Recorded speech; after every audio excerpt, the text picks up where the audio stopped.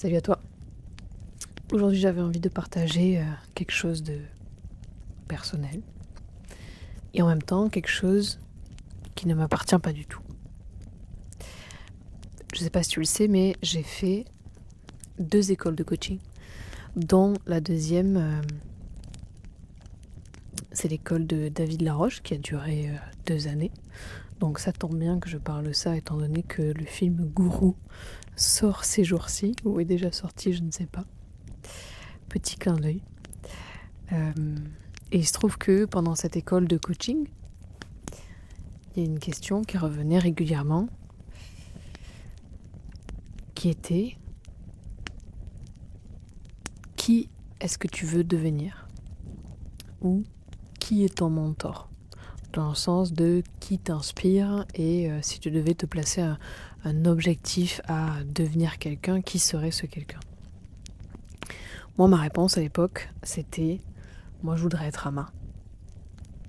Sur le moment, ça me paraissait être une bonne réponse. À cette époque-là, j'avais pas grande notion de spiritualité et j'avais probablement jamais entendu parler de non-dualité. Mais tout ce que je savais, c'est que Ama parlait à mon cœur et que si je pouvais choisir qui j'aimerais être, j'aurais voulu simplement être Ama. Aujourd'hui, je vois autre chose derrière cette phrase. Je vois que à l'époque, il y avait en moi l'idée d'un moi ici et de Ama là-bas. Comme si l'amour, la sagesse, la paix se trouvaient quelque part ailleurs, quoi, dans notre corps, dans une autre personne. Et cette idée, en fait, elle repose sur la croyance très simple qui est: il y a deux. Il y a un moi séparé et un monde séparé. Il y a un chercheur, le chercheur que j'étais, et un modèle, une personne exemplaire dans sa spiritualité. C'est-à-dire moi, humain ordinaire, et elle, un être éveillé exceptionnel. Et puis un beau jour, j'ai compris. J'ai compris que la non-dualité commence précisément quand cette séparation est vue pour ce qu'elle est, c'est-à-dire une construction mentale. Du point de vue non-duel, qui est désormais le mien, il n'y a pas moi et Ama. Il n'y a pas dedans et dehors. Il n'y a pas un sujet d'un côté et un objet de l'autre. Il y a simplement ce qui est, prenant toute forme. Alors parfois ça prend la forme d'un sage, et parfois ça prend la forme d'un personnage maladroit, qui doute, qui pleure. Et c'est la même réalité qui joue tous les rôles. Dans le développement personnel, on entend souvent cette phrase: reste toi-même, les autres sont déjà pris. Moi, c'est une phrase que j'adorais et je pense que j'aime encore cette phrase, mais aujourd'hui, je la comprends différemment. Aujourd'hui, ce que j'entends, c'est: cesse d'essayer d'être un autre personnage dans le film de la vie, parce que le personnage que tu es, s'il est là, c'est qu'il a exactement sa place dans la manifestation. Pas dans une version améliorée ou idéaliste, mais tel qu'il est maintenant, là, maintenant, comme il est là, avec ses limites, avec ses maladresses, avec ses élans. Il n'y a pas besoin d'être plus, il n'y a pas besoin d'être différent, il n'y a pas besoin d'atteindre une version améliorée de soi. Là, maintenant, en fait, tel que tu es parfait. La non-dualité ne demande pas au personnage d'être parfait dans la matière. Elle révèle que le personnage est déjà inclus dans ce qui est parfait. Comme une vague qui se croit fragile alors qu'elle est l'océan en mouvement. Donc, en tant que personnage, je suis faillible, je peux me tromper, je peux douter, je peux avoir peur. Et en même temps, ce personnage-là, c'est une expression de l'infini. C'est-à-dire que ce personnage n'est pas séparé de ce qui le fait apparaître. Quand je dis je suis faillible, je parle depuis la vague. Parce que oui, je suis faillible. Et quand je dis je suis toute la manifestation, je parle depuis l'océan. Parce que oui, je suis toute la manifestation. Et ce qu'il faut entendre là, ce qu'il faut se laisser ressentir, c'est que les deux sont vrais en même temps, sans contradiction. En fait, la non-dualité, ce qu'on entend dans la non-dualité, c'est pas choisir un côté ou l'autre, mais c'est voir que il n'y a jamais eu deux côtés. Les deux côtés sont en réalité le même côté. Donc aujourd'hui, je dirais pas je veux être Ama, je dirais plutôt que Ama est une forme que prend ce que je suis et que Flav, ce personnage que je vis, est une autre forme du même mystère. Il n'y a pas plus de sacré dans le sage que dans l'humain faillible, parce que le sacré, c'est pas un rôle en fait. Le sacré, ce qui est réellement sacré, c'est le fond sur lequel tous ces rôles apparaissent.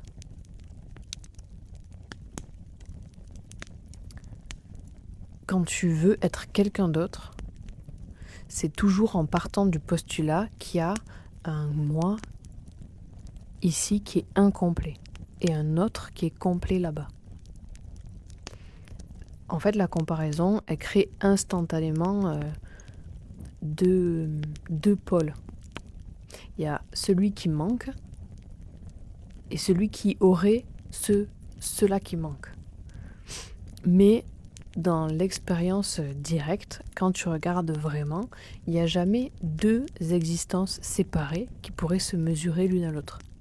Il y a une seule vie qui se regarde à travers des formes différentes. Donc la comparaison, c'est pas un problème moral, c'est simplement une activité mentale comme une autre, qui essaye de donner une identité à quelque chose. Et ce quelque chose, en réalité, n'a pas besoin d'une identité particulière. La comparaison, elle existe que à partir du moment où je me crois être une forme isolée. C'est-à-dire un personnage autonome, avec son libre arbitre. Donc un centre qui serait séparé du reste de la manifestation. Vouloir être quelqu'un d'autre, c'est vouloir échapper à ce que je ressens maintenant. C'est ne pas vouloir être ce que la vie est en train d'exprimer ici, sous cette forme précise.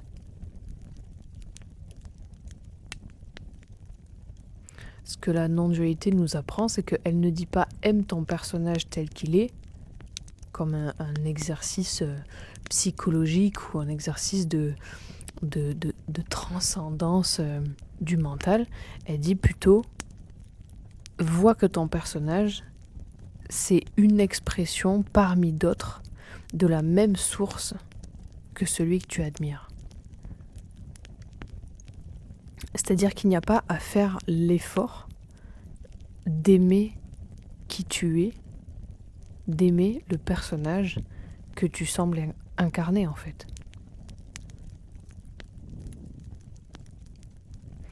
Il n'y a pas plus de réalité dans la forme que tu envies que dans la forme que tu habites. Du coup, la comparaison, elle devient intéressante quand on la regarde non pas comme une faute, mais comme un rappel. Un rappel de la croyance en un moi qui serait séparé. C'est-à-dire qu'à chaque fois que je vais me comparer, et quand je dis comparer, c'est me comparer aux autres, mais aussi me comparer aux prétendues différentes versions de moi-même, c'est-à-dire me comparer au moi du futur, comme nous le rappelle très bien le développement personnel. Donc à chaque fois que je me compare, je peux simplement voir, ici là, il y a l'idée que je suis pas assez. et l'idée que je suis moins qu'eux. Et cette idée, ce n'est qu'une pensée qui apparaît à l'intérieur de ce que je suis. Elle n'est pas ce que je suis. Elle est une pensée qui apparaît à l'intérieur de ce que je suis. Donc, du point de vue de l'éveil, il n'y a personne qui devrait devenir quelqu'un d'autre. Il y a seulement la vie qui explore différentes options, différentes possibilités. Donc la vie explore la sagesse, la vie explore l'artistique, la timidité, la colère, la confusion. Et il n'y a pas une option ou une version qui est plus proche de la vérité que l'autre. Donc certains sont plus silencieux, d'autres sont plus agités, mais on est tous faits de la même substance. Et c'est exactement la même chose avec le fait d'être soi-disant éveillé. Il n'y a pas en réalité un plus éveillé que l'autre, parce qu'il n'y a pas un qui n'est pas éveillé. L'éveil, c'est ce que l'on est en amont de tout ça. Donc, ce n'est pas reconnu comme un objet en plus dans le monde. Et l'éveil, c'est souvent un point de vigilance à avoir dans cette idée de se comparer aux autres et encore une fois, se comparer à moi du futur. C'est-à-dire de quand je serai éveillé ou quand j'aurai réalisé ce que je suis en réalité. Voilà.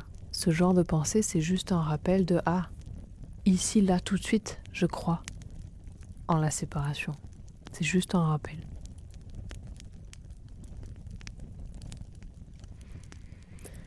En fait, vouloir être quelqu'un d'autre, c'est comme vouloir qu'une couleur devienne une autre couleur. Sans réaliser que toutes les couleurs sont faites de la même substance, de la même lumière. Et quand cette lumière elle se reconnaît elle-même, le besoin de se comparer il tombe doucement. Non pas parce qu'on se juge moins, mais parce qu'il n'y a plus vraiment quelqu'un à mesurer à quelqu'un d'autre. Il n'y a plus quelqu'un à défendre à tout prix, parce que il n'y a pas la peur de la mort. C'est-à-dire, je n'ai plus besoin de défendre ce personnage à tout prix parce que je sais qu'il ne mourra pas. Je sais que ce que je suis ne mourra jamais.